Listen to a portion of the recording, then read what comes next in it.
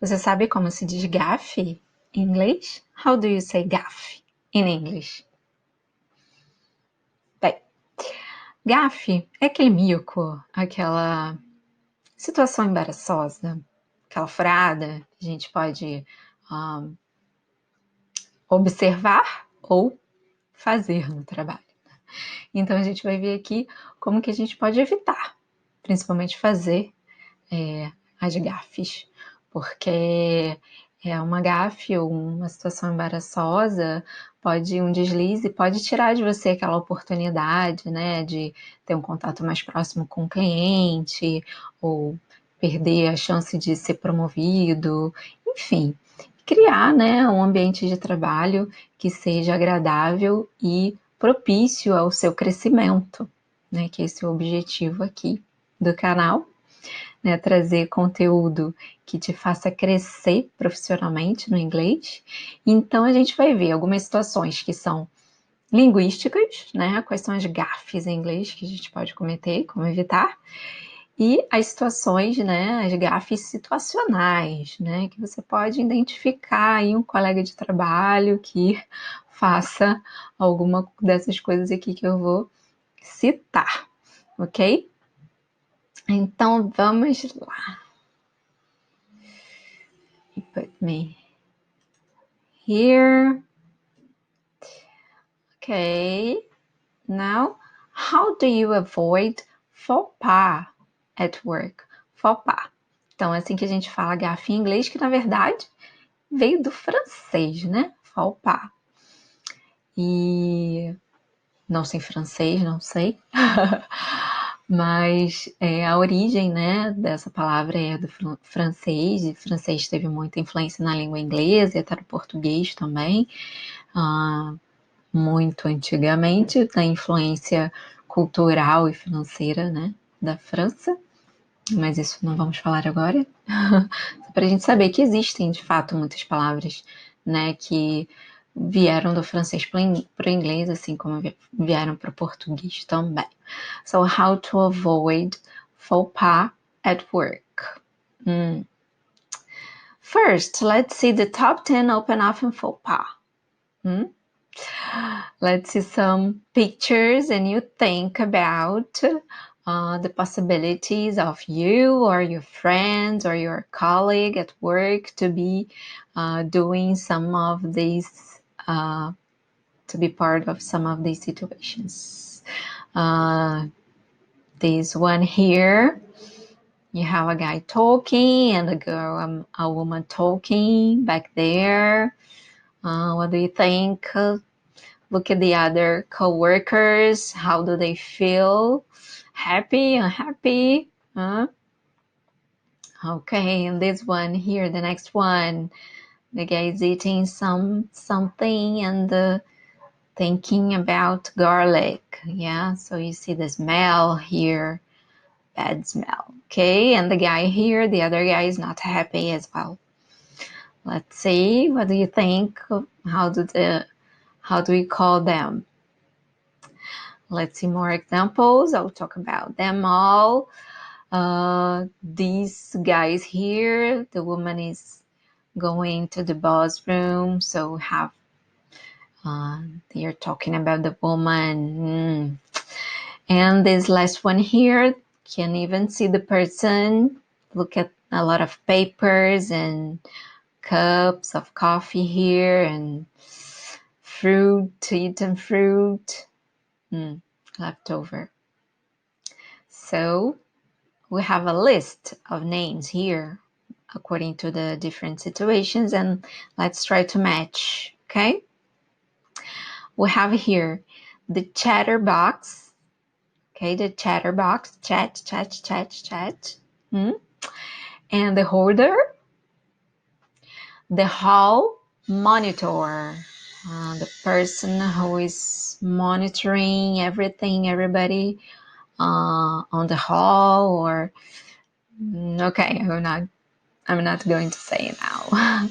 And the pungent desk luncher, the person who's having lunch where? Okay.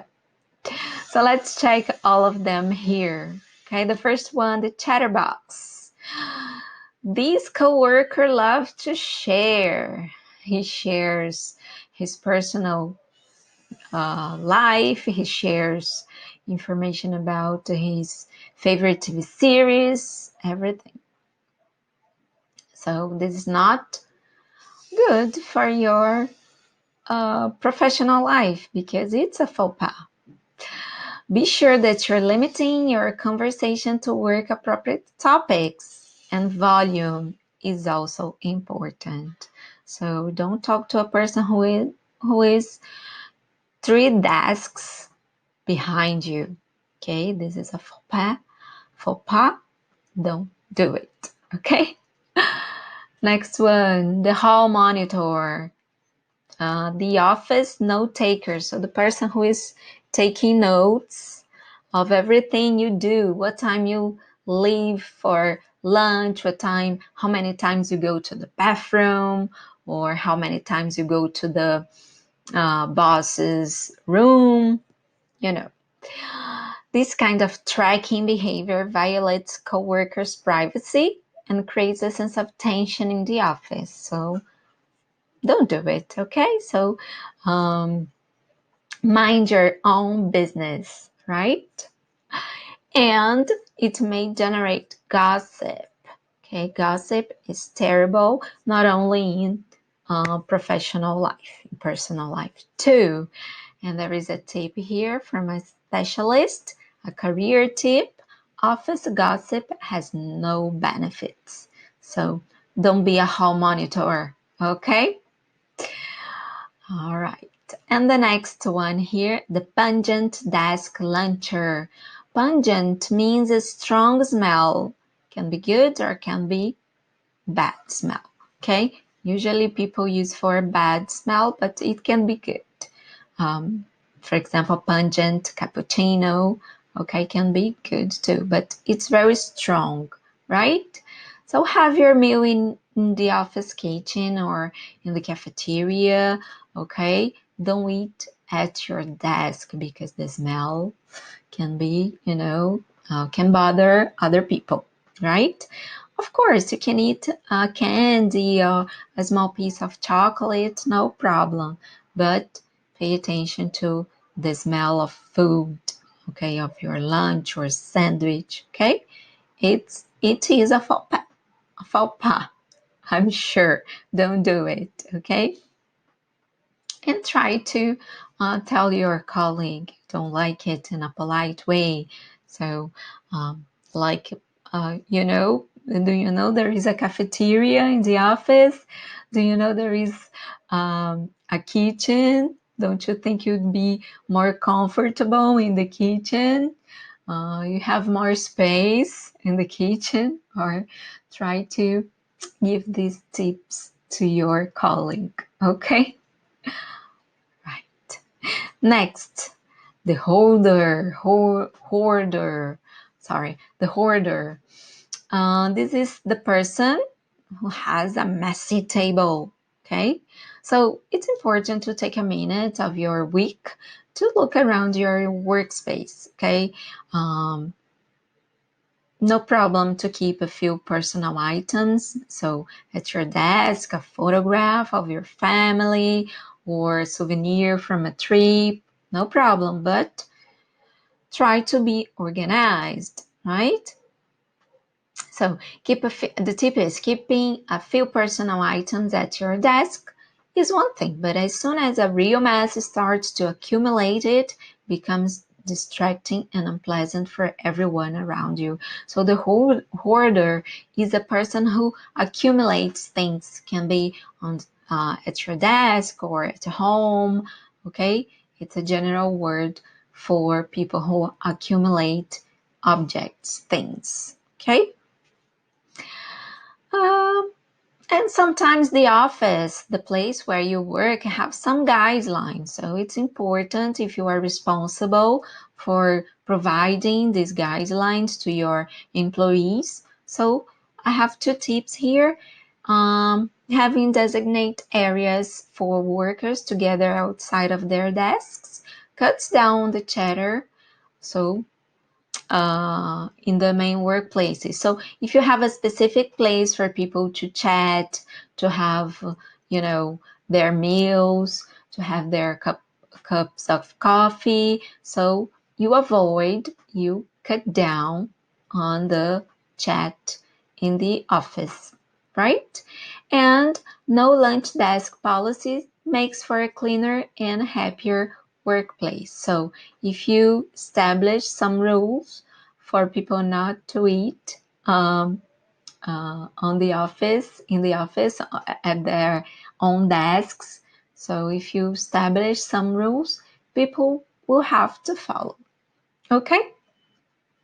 All right. So if you have any other faux pas, tell me. Ok? Essas foram algumas gafes situacionais, ok? Mas eu quero falar também sobre as gafes linguísticas. As gafes linguísticas, né? Porque não só como você se prepara para fazer uma apresentação, você se prepara, arruma seu cabelo, sua roupa, né? Você quer dar uma primeira impressão. Quando você escreve um e-mail, né? Hoje de e-mail, né? Uma mensagem para uma pessoa, você também tem uma maneira de mostrar a primeira impressão. Então, isso vai da sua escolha de palavras e o seu estilo de escrita e também a correção, né? A maneira correta que você escreve o seu texto. Então, isso, você cometer um erro muito básico, né? Pode ser também uma gafe. Então, isso que a gente vai ver agora. A primeira dica para você não cometer gafes linguísticas, né, no inglês é use formal language. Por quê? Principalmente na escrita, tô falando de escrita, né, de ambiente corporativo, a gente vai usar a linguagem formal. Então, o que é essa linguagem formal? Né? Vamos usar a linguagem de Shakespeare, super erudita? Não necessariamente. Vamos usar a linguagem formal. E vou mostrar algumas diferenças aqui para vocês. Informal and formal. Informal. I want to talk about the schedule. Formal. I would like to discuss the schedule. Então, quando eu digo, né, want, o verbo querer, às vezes até em português mesmo, né, soa um pouco, né, assim, grosseiro, eu quero que você faça isso, quero fazer isso. Então, uma maneira mais polida, né, de você modalizar isso é I would like. Então, gostaria, né, você não está impondo a sua vontade, você está pedindo, né, dizendo, expressando uma vontade, mas de maneira polida. And I'd like to discuss, né, o talk é mais informal. Então, discuss, lembrando que discuss não é discutir, né? É discutir no sentido de debater um assunto, ok? So, I would like to discuss the schedule. I'll get in touch soon.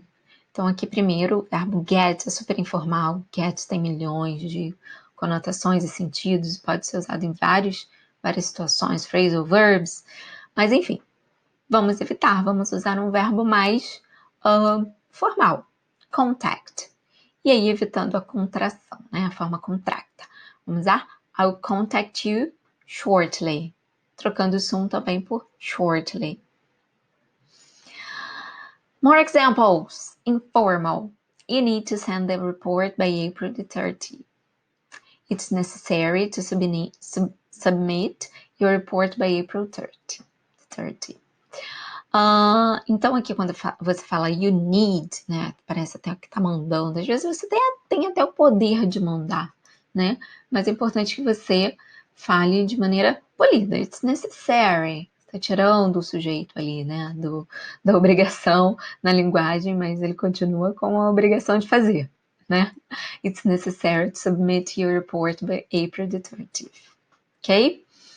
I'm sorry I'm late. Então, até numa situação formal de fala, né, até numa reunião, você pode usar I apologize, fica mais, né, polido, mas mais formal mesmo. I apologize for the delay. Então, especialmente se você vai escrever algo que você se atrasou, um relatório que você vai entregar, I apologize for the delay. Então, fica uma coisa bem formal, pontual, e direta. I promise to fix the problem. Então, esse é promise, parece uma coisa mais de promessa, de prometendo, né? Então, vamos trocar por assure. I assure you I will solve the issue. Então, fix the problem, parece que você está consertando uma coisa mais física, assim, essa é a impressão que eu tenho. Então, vamos trocar por issue, que é uma questão, um assunto, né? E fica mais formal mesmo dizer I assure you I will solve the issue. Ok? Next. Another tip. Avoid contractions. Então, lembrando, a gente para evitar gafes, né? Essas não são gafes tão graves assim de comportamento, mas são gafes linguísticas, né? O que a gente pode evitar para cometer uma gafe, um mico na língua inglesa, né? Então, a gente pode evitar com formas contractas. Avoid contractions, que são aquelas formas com apóstrofe. Então, eu estou falando de língua escrita. Então, uma língua escrita formal, a gente não usa a forma contracta. Ok? Let's see here some examples. Então, muito fácil, né, de evitar essa vou dizer um erro, né, essa gafe aqui, que nada mais é do que uma troca do registro, né, informal por formal. I'm pleased with the invitation. I am pleased with the invitation. Unfortunately, I can't attend the meeting on June the 11th. Unfortunately, I cannot attend the meeting on June the 11th. Ok? Só trocar aqui I'm, I am, I can't, I cannot. Ok? Another very important tip to avoid faux pas in English. Be concise. Hoje em dia, né, por mais que a gente queira escrever bonito, até nas áreas mais, vamos dizer assim, pomposas, né, as pessoas estão querendo ser mais objetivas, né, então a gente não tem muito tempo para escrever uma carta, um relatório super longo, a gente quer ir ao ponto, né, falando do mundo de trabalho e de negócios. Então, não um texto literário que a gente pode, né, viajar e descrever, enfim.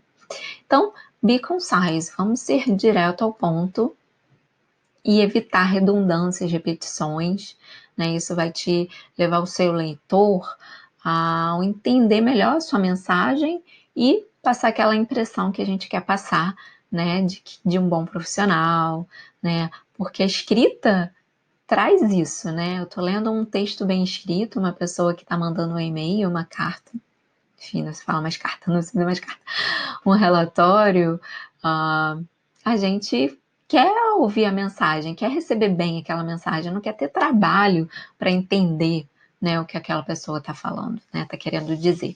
Então, algumas dicas aqui. Be concise. Necessary words. Let's see the example. If you cooperate together, the project will be finished quickly. If we cooperate, the project will be finished quickly. You see, together is already part of cooperate. You cannot cooperate by yourself, so you don't need to use together, okay?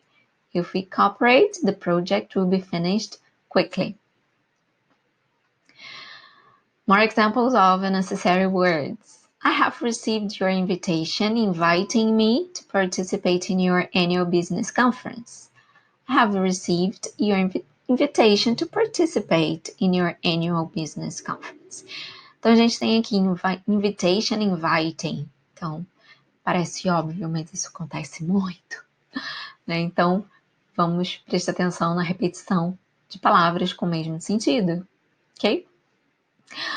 There are many issues to plan for the spring sales. Então, olha só como a gente pode modificar essa frase para se tornar mais direta. We have to plan the strategies for the spring sales. Então, quando a gente fala, né, there are many issues to plan, tem muitas coisas para a gente planejar, fica fica meio vago, né? E aí, quando você fala we have to plan the strategies, fica muito mais conciso, fica muito mais direto, demonstra uma obrigação, né? Então, bem mais direto, ok? Bem mais concise, também no sentido de conciso, né? Simples e direto. Ok? Another tip for avoiding faux pas in English, spelling review.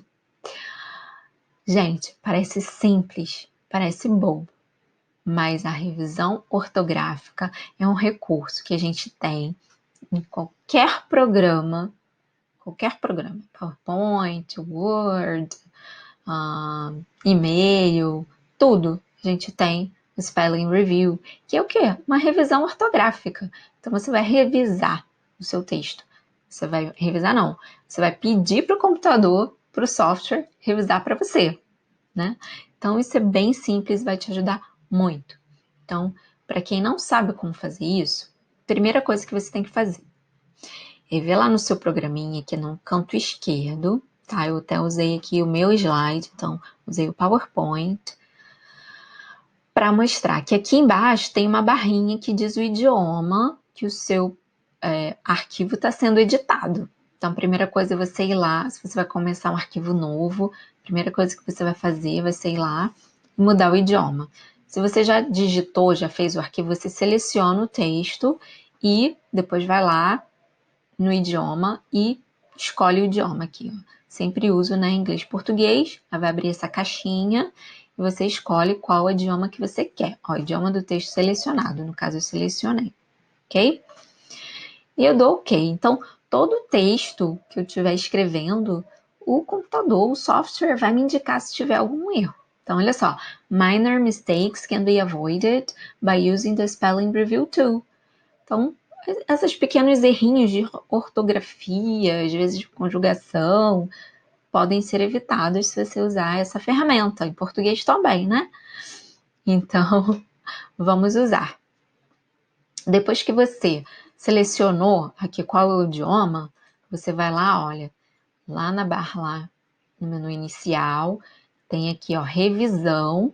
Você escolhe a revisão e tem, nossa, essa ferramenta maravilhosa, verificar ortografia. Você clica e o software faz a revisão para você. Quer dizer, ele vai indicar para você os erros que ele encontra e aí você vai escolher se você aceita ou não a troca, né? Então, prestem muita atenção na seleção do idioma, porque às vezes ele vai indicar erros que, porque ele está lendo o arquivo, está configurado para português, ou vice-versa. Então, atenção à configuração do idioma. Então, isso é um detalhe, né? Uma coisa tão fácil, tão simples, que se você conseguir colocar isso no seu dia a dia, os seus textos vão ficar mais bem escritos, né? Vamos evitar os erros aí desnecessários, minor mistakes, são bobinhos, mas, né, quando você recebe um texto mal escrito, você sabe o impacto que isso pode causar. Então, vamos lá. Vimos algumas características e eu quero que vocês vejam na prática como que vocês vão usar isso, por exemplo, para escrever um e-mail. Writing a formal and concise email. So I have here my email for Mr. Bill Gates, okay? The topic is sales report meeting schedule. Então, eu coloquei em destaque aqui algumas coisas que eu quero que vocês corrijam. I'm pleased, I can't attend. I'm pleased with the invitation for a meeting to discuss the sales report. Unfortunately, I can't attend the meeting on July the 20th, but I suggest we can meet on June 21st. Tem um errinho aqui, hein? At 9 a.m. in the conference room 1. Esse errinho aqui eu não destaquei. I'm aware of the discrepancy between marketing department and the local store's reports. My team and the marketing department have been working on that, and I promised to fix the problem before the meeting. We are all engaged on such verification, and if we cooperate together, the reports will be finished quickly. Moreover, based on the precise data of the Moreover, based on the precise data from reports, there are many issues to plan for the spring sales, which will also be addressed during the meeting. Meet you there, ERICA PIANURA. Okay, let's see part of the email, okay, for us to check. I'm pleased with the invitation for a meeting to discuss the sales reports. So what's the problem here? The contraction, I am pleased, okay? Next.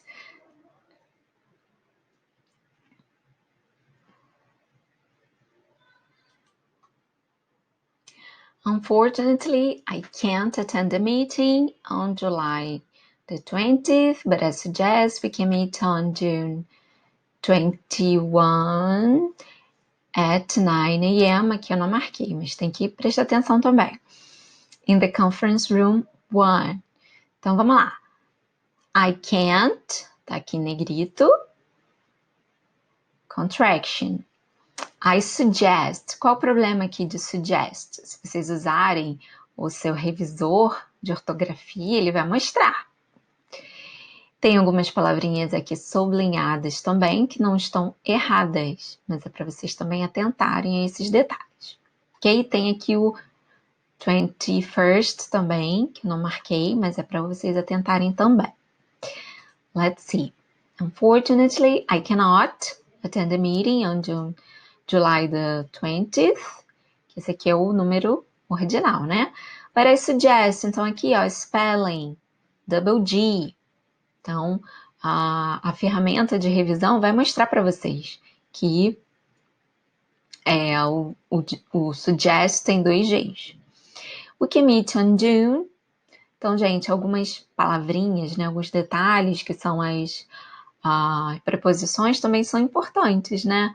On, a month, plus month, at, plus time, in, plus place. Então, é importante também.